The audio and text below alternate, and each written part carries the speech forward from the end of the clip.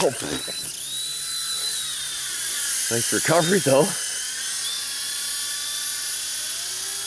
Not always the easiest to do when you're trying to watch the camera and fly a plane or a helicopter at the same time.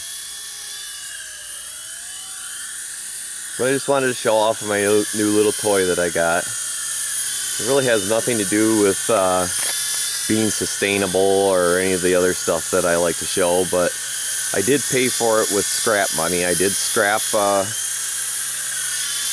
not very much, a little bit of brass and copper and stuff basically, and got $60 together is what this cost from Radio Shack.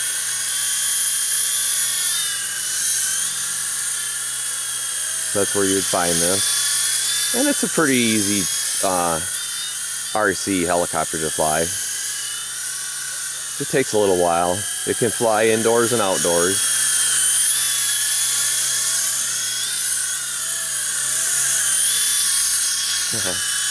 Going off a little bit.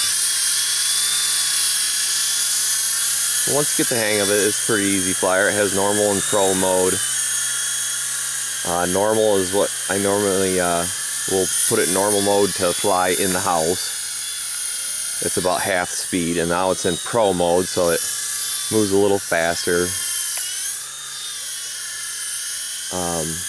It can't fly in much wind. If the wind is much over 2 miles an hour, which it's right around there now, it has a tough time. It has a tough time staying. It actually gets blown away from you, no matter what you do. So, calm nights work best. Mornings sometimes too.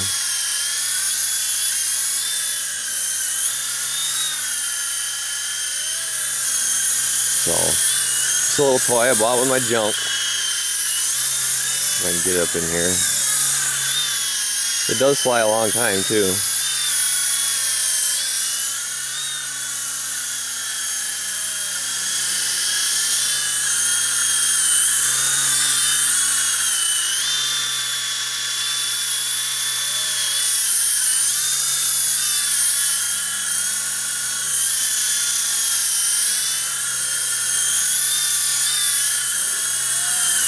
Oh, well, another good recovery though. Pretty durable.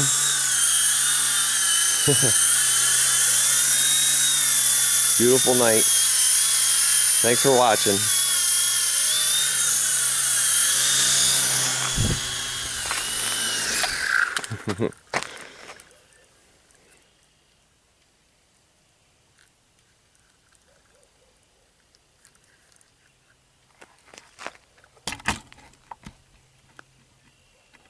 Leave you with a little bit of sunset.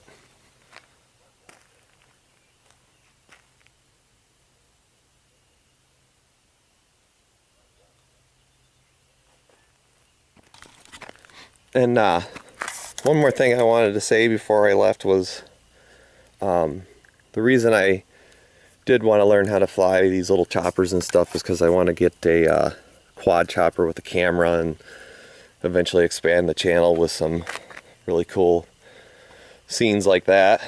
I live in a very pretty area of Michigan, so I'd like to show more of that, and a good way to do that is with these new flying drones. And so it's always best to start out small and then work your way up to $1,000 unit, because, or you know, big dollar unit, because it's a lot easier to replace one of these than more expensive ones, and they're not too bad to fly. So, thanks for watching.